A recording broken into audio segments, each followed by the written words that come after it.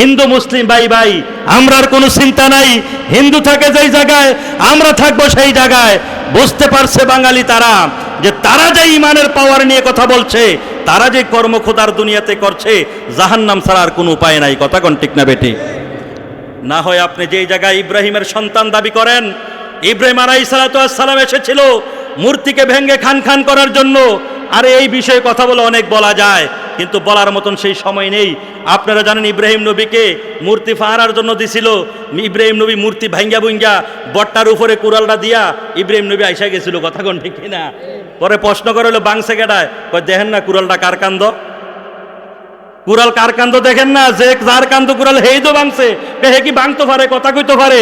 হে যদি কথাই না কইতে পারে, বাংলার ক্ষমতা না পারে, তাহলে তার গড়ার ক্ষমতা আছে কই থেকে? যে ভাঙতে না পারে, যে কথা বলতে না পারে, তার গড়ার ক্ষমতা কই থেকে? আপনারা কার পূজা করছেন?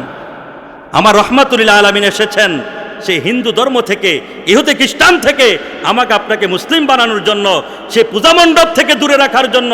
আজ আমি আপনি আসলে এই কথাগুলি বললাম, নলে কেন বলি জানেননি? এমন ফাগরি, এমন জুব্বা, এমন রুমাল, এই সুন্দর টুপি লইয়া লইয়া এই হিন্দুদের দুর্গা পূজায় গিয়া গিয়া যা অবস্থাটা এবার করছে, আল্লাহ তাদেরকে হেদায়েত দান করুক। বলুন আমিন। আওয়াজ করে কোন আমিন।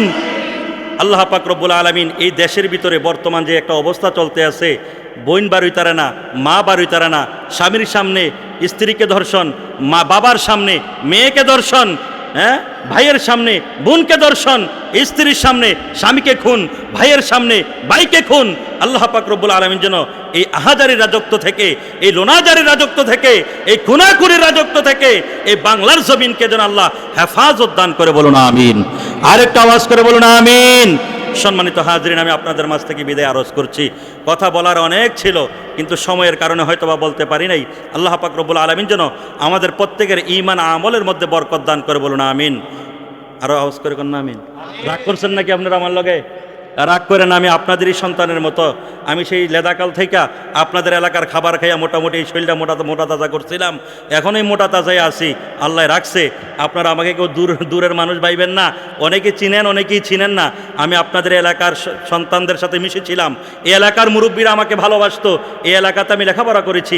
রুহুল আমিন হাফেজ সাহেব যখন ছিল, তখন আমি এখানে পাঁচপাড়া পর্যন্ত মুখস্থ করেছিলাম আপনাদের এলাকার খাবার খেয়ে। এই এলাকা থেকেই শিক্ষার আলোটা ভিতরে নিয়ে আস্তে করে এখান থেকে বের হয়ে গিয়েছিলাম।